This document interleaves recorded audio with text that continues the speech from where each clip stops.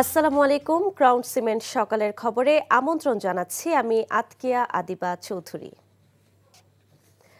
হবিগঞ্জের মনতলায় চট্টগ্রাম থেকে সিলেটগামী তেলবাহী ট্রেনের ৬টি ওয়াগন লাইনচ্যুত হওয়ায় সিলেটের সাথে সারা দেশের ট্রেন যোগাযোগ বন্ধ রয়েছে। এ ঘটনায় ৫ সদস্যের তদন্ত কমিটি গঠন করে ৩ কার্যদিবসের মধ্যে প্রতিবেদন দাখিলের নির্দেশ দেওয়া হয়েছে। গতরাত ৯টার দিকে হবিগঞ্জের মনতলায় চট্টগ্রাম থেকে ছেড়ে আসা সিলেটগামী তেলবাহী ট্রেনের ৬টি ওয়াগন লাইনচ্যুত হয়। এতে একটি ওয়াগন ব্রিজের নিচে পড়ে যায়, ৫টি ওয়াগন একেবারে উল্টে যায়। এরপর থেকে সিলেটের সাথে সারা দেশের ট্রেন যোগাযোগ বন্ধ রয়েছে। উদ্ধারকারী ট্রেন গিয়ে ওয়াগনগুলো রেল লাইন থেকে সরানোর চেষ্টা চালাচ্ছে। দুপুর নাগাদ ট্রেন চলাচল স্বাভাবিক হবে বলে আশা করছে কর্তৃপক্ষ।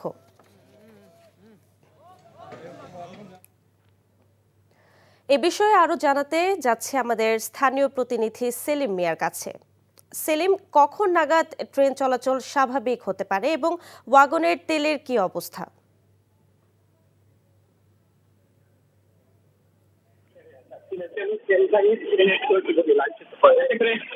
সিলেটের সাথে সারা দেশের ট্রেন যোগাযোগ বন্ধ রয়েছে। গতকাল রাত থেকে উদ্ধার কার্যক্রম চলমান রয়েছে। এখন পর্যন্ত জোরে সোরেই কাজ ট্রেনের লাইনের মধ্যে যেসব ওয়াগন ছিল সেগুলো সরানোর কাজ চলছে এবং লাইনগুলো মেরামতের কাজও চলছে। কর্তৃপক্ষ আশা করছেন যে দুপুরের পর বিকালের দিকে হয়তো তারা ট্রেনের চলাচল স্বাভাবিক করতে পারে। সিলেট থেকে এখন পর্যন্ত বেশ কটি ট্রেনের শিডিউল বিঘ্নিত রয়েছে এবং যেসব ট্রেনের যাত্রা বাতিল করা হয়েছে বাতিল করা যাদের টিকিট ছিল সেই টিকিটের সহ ফেরত দেওয়ার খবর আমরা জানতে পেরেছি স্টেশন মাস্টারের কাছ থেকে। তো এখন পর্যন্ত কাজ চলমান রয়েছে। আশা করা যাচ্ছে যে বিকালের দিকে হয়তো উদ্ধার কার্যক্রম শেষ হলেই সারা দেশের সমস্ত দেশের ট্রেন চলাচলের ব্যবস্থা হবে বলে আশা করা যাচ্ছে। তো এই ছিল হবিগঞ্জের মন্ত্রণ থেকে হচ্ছে। জানছিলাম সিলেটের সাথে সারা দেশের ট্রেন যোগাযোগ বন্ধের খবর। রাজধানীর ফিলিং স্টেশনগুলোতে জ্বালানি তেলের সংকট এখনও আছে। ভোগান্তি কমলেও তেল নিতে আসা বাইকের লম্বা লাইন রয়েছে বিভিন্ন পাম্পে। এ বিষয়ে আরো খবর জানাতে যুক্ত হচ্ছেন সহকর্মী আবির আহমেদ। আবির, ঢাকার পেট্রোল পাম্পগুলোতে তেল সরবরাহ কেমন দেখছেন এবং ক্রেতারা কি বলছেন?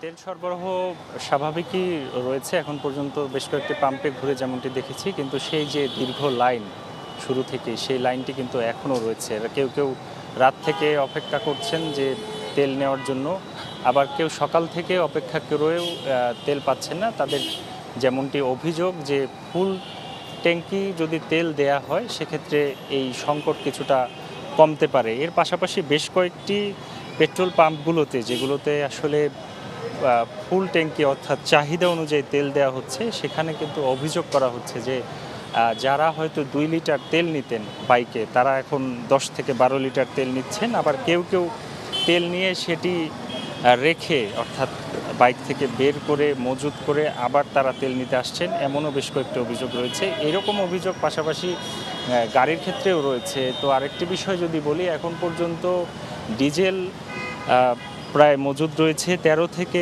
15 দিনের, পেট্রোল মজুদ রয়েছে 14 থেকে 16 দিনের এবং অকটেন মজুদ রয়েছে প্রায় 25 থেকে 30 দিনের। তো সরকার থেকে যে বলা হয়েছে সবসময়ই যে তেলের কোনো সংকট নেই, তবে আমি যদি আপনাকে এখন দেখাচ্ছি বাস্তব চিত্র পুরোটাই ভিন্ন। সেই সকাল থেকে যে দীর্ঘ লাইন রয়েছে সেটি কিন্তু রয়েছে। এর পাশাপাশি বাইরে থেকে, দেশের বাইরে থেকে যে তেল আমদানি করা সেটি কিন্তু অব্যাহত রয়েছে এবং ভারত থেকেও কিন্তু পাইপলাইনের মাধ্যমে যথেষ্ট তেল আমদানি করা হচ্ছে এবং সরকার বলছে যথেষ্ট মজুত করা হচ্ছে। কিন্তু এর পরেও সাধারণ মানুষ যারা রয়েছেন তারা সেই আতঙ্ক থেকেই মূলত এই লাইন দিচ্ছেন। এখন পর্যন্ত বাস্তব অভিজ্ঞতা যদি আপনাকে বলি, এমনটি দেখেছি বেশ কয়েকদিন ঘুরে অথবা সকাল থেকে কথা বলেছিলাম বেশ কয়েকজন ভোক্তাদের সাথে।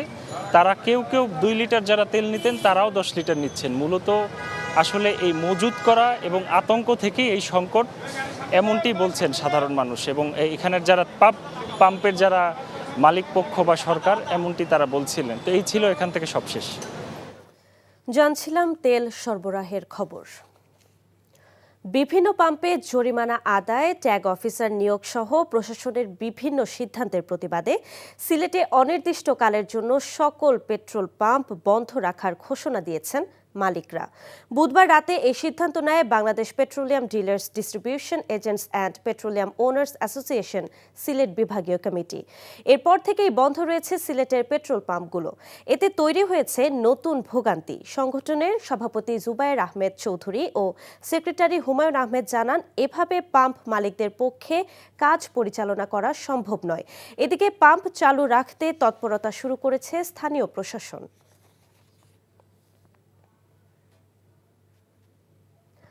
দেশজুড়ে আশঙ্কাজনক হারে ছড়িয়ে পড়ছে হাম, বাড়ছে আক্রান্ত শিশুর সংখ্যা। এই অবস্থার কারণে আগামী রোববার থেকে জরুরি টিকাদান কর্মসূচি শুরু হচ্ছে। ঠাকুরগাঁওয়ে বেড়েছে হাম আক্রান্ত রোগীর সংখ্যা। এ পর্যন্ত জেলার 250 শয্যার হাসপাতালে হামে আক্রান্ত হয়ে 9 শিশু ভর্তি আছে। সদর হাসপাতালের পাশাপাশি উপজেলার হাসপাতালগুলোতেও দেখা দিয়েছে হামের সংক্রমণ। রোগীর চাপ সামলাতে হিমশিম খাচ্ছেন চিকিৎসকরা। অপরদিকে কুষ্টিয়ায় হঠাৎ করেই বাড়তে শুরু করেছে হামের সংক্রমণ। গত কয়েকদিনে হামের উপসর্গ নিয়ে কুষ্টিয়ার 250 শয্যা এবং কুষ্টিয়া মেডিকেল কলেজ হাসপাতাল সহ জেলার বিভিন্ন স্বাস্থ্য কমপ্লেক্সে অন্তত 90 জন রোগী ভর্তি হয়েছে। হামে আক্রান্ত শিশুদের জন্য সব হাসপাতালে আলাদা হাম আইসোলেশন কর্নার খোলা হয়েছে। ক্রিকেট। চলতি বছরের জুনে শুরু হবে নারী টি-20 বিশ্বকাপ, যেখানে খেলবে বাংলাদেশও। আসন্ন এই মেগা আসরের আগে স্কটল্যান্ডের মাটিতে ত্রিদেশীয় সিরিজ খেলবে নিগার সুলতানা জ্যোতির দল, যেখানে বাংলাদেশ ছাড়াও থাকবে স্কটল্যান্ড এবং নেদারল্যান্ডস। আসন্ন এই ত্রিদেশীয় সিরিজের সূচি প্রকাশ করা হয়েছে ইতোমধ্যে। গ্রুপ পর্বে একে অপরের বিপক্ষে 2 বার করে খেলবে, কোনো ফাইনাল থাকছে না। 28 মে শুরু হওয়া টুর্নামেন্ট চলবে 4 জুন পর্যন্ত। বাংলাদেশের প্রথম ম্যাচ 30 মে, প্রতিপক্ষ স্কটল্যান্ড। পরের ম্যাচ 31 মে, প্রতিপক্ষ নেদারল্যান্ডস এবং 2 জুন স্কটল্যান্ডের বিপক্ষে মাঠে নামবে বাংলাদেশ। 4 জুন সিরিজের শেষ ম্যাচে নেদারল্যান্ডসের বিপক্ষে খেলবে তারা। সিরিজের সবগুলো ম্যাচ হবে এডিনবার্গের দ্য গ্র্যান্ড ক্লাব মাঠে।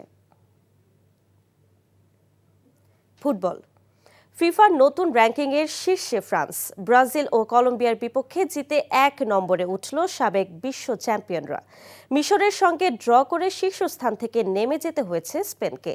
ব্রাজিলের বিপক্ষে 10 জন নিয়েও দাপুটে জয় পায় কিলিয়ান এমবাপ্পেরা। অন্যদিকে কলম্বিয়াকে 3-1 ব্যবধানে হারায় দিদিয়ের দেশমের দল। এতেই শীর্ষস্থান দখলে নিয়েছে 2 বারের চ্যাম্পিয়নরা। অন্যদিকে টানা 2 জয় নিয়েও লিওনেল মেসির আর্জেন্টিনা 3 নম্বরে নেমে এলো। মাউরিতানিয়ার বিপক্ষে 2-1 গোলে জয়ের পর জাম্বাইকে 5-0 গোলে হারায় আর্জেন্টাইনরা। এছাড়া ব্রাজিল ক্রোয়েশিয়াকে হারিয়ে এই উইন্ডো শেষ করলেও ষষ্ঠ স্থানে নেমেছে। বাংলাদেশ এই উইন্ডোতে একটি প্রীতি ম্যাচ ও আরেকটি এশিয়ান কাপ বাছাই খেলেছে। 2 ম্যাচ হেরে বাংলাদেশ 1 ধাপ পিছিয়ে 180 থেকে 181তম অবস্থানে এসেছে। সকালের খবর এইটুকুই। এই খবরের ভিডিও সহ আপডেট জানতে ভিজিট করুন এনটিভি অনলাইন www.ntvbd.com। এছাড়াও এনটিভির জনপ্রিয় সব অনুষ্ঠান ও খবরের আপডেট জানতে ভিজিট করুন আমাদের ইউটিউব ও ভেরিফাইড ফেসবুক পেজ। 12টায় মধ্যাহ্নের খবর দেখার আমন্ত্রণ রইল। ধন্যবাদ সবাইকে।